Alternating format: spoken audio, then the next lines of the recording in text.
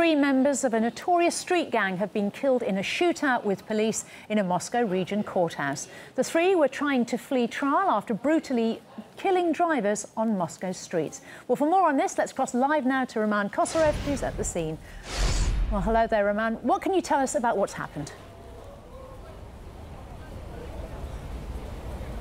Well, the shootout occurred right here at Moscow Regional Court, just on the outskirts of the city. It took place around 2 p.m. And according to one witness, a lawyer here at the court, she heard at least 20 gunshots. That took place when 5 arrestees were, according to some witnesses, were being transferred to a courtroom. They were in the elevator, and at that point, they attacked the guards that were with them and tried to get a hold of their weapons. Apparently they succeeded, and then they pried the elevator door open, and once they managed to achieve that, they opened fire. As the result of that, of course, the police officers fired back, the ones who were out, and as a result of that, 3 of the suspects were killed instantly, and 2 of them were wounded, and also a serviceman of Russia's guards unit and 2 policemen were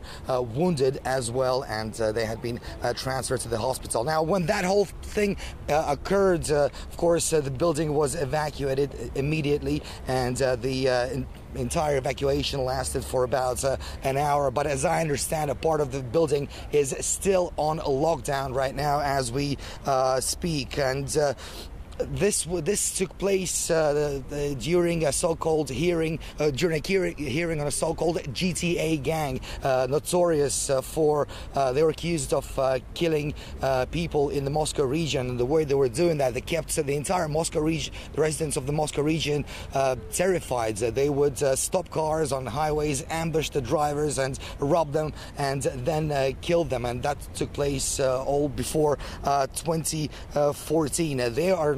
They now stand accused of killing at least 17 people. And we at RT covered this story extensively 3 years ago. And here's a story by RT's own Ilya Petrenko, who joined activists on the hunt for the so-called GTA gang in 2014.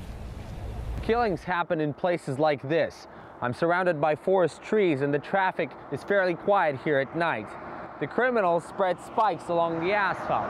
Then there's a loud bang, and when the drivers stop to change their tires, the criminals go in for the kill. You may get into trouble. I mean the kind of trouble that will be the last in your life.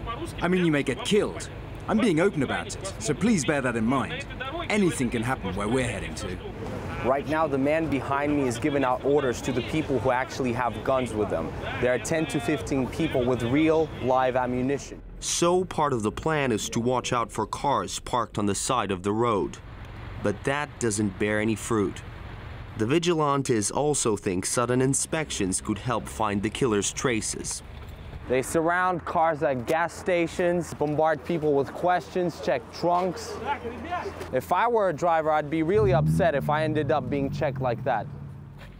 Wherever we arrive, I keep hearing all clear.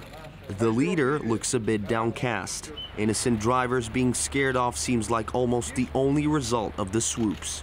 But the hit-and-run killers are still at large. Ilya Petrenko, RT.